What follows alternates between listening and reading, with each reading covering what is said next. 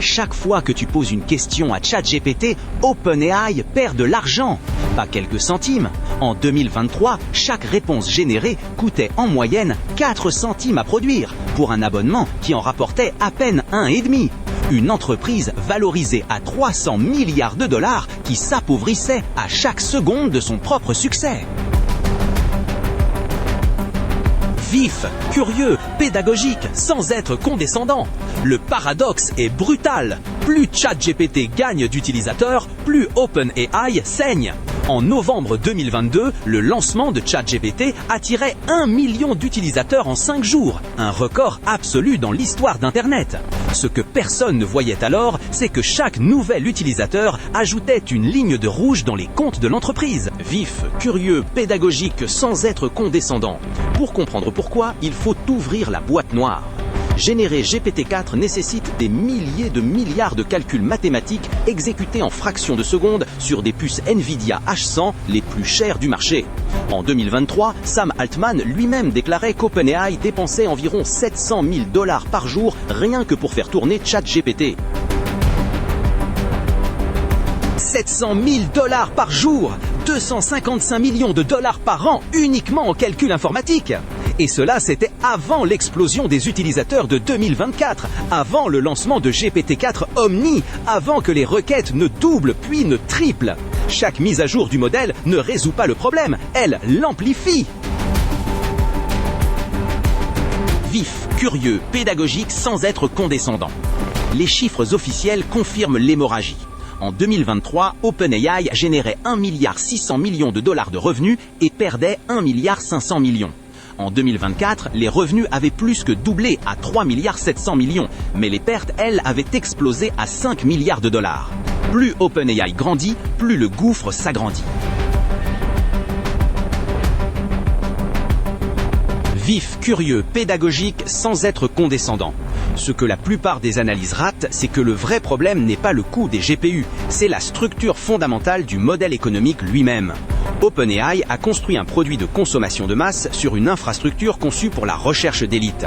Quand tu demandes à ChatGPT de rédiger un email, tu mobilises la même puissance de calcul qu'un chercheur de Stanford analysant des séquences génomiques. C'est là qu'intervient Microsoft, et la relation est bien plus compliquée qu'un simple partenariat.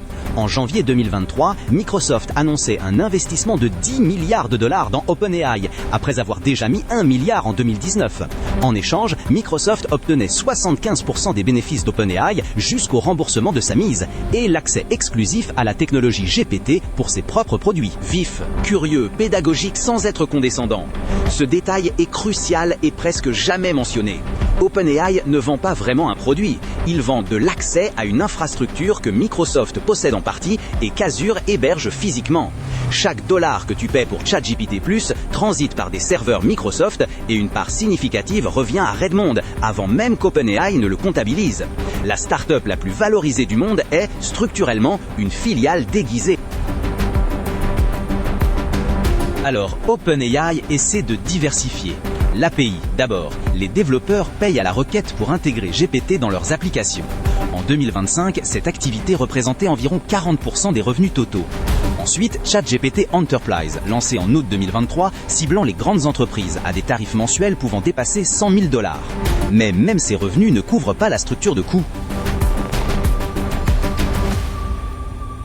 Et puis, il y a la concurrence. Google a investi plus d'1 milliard dans Anthropic. Meta distribue Llama gratuitement. Mistral, depuis Paris, propose des modèles performants pour une fraction du prix. En 2025, la levée de fonds record d'OpenAI à 40 milliards de dollars valorisait l'entreprise à 300 milliards. Mais cette valorisation repose sur une hypothèse que personne ne peut encore vérifier. qu'OpenAI atteindra un jour la rentabilité avant que ses concurrents ne l'écrasent.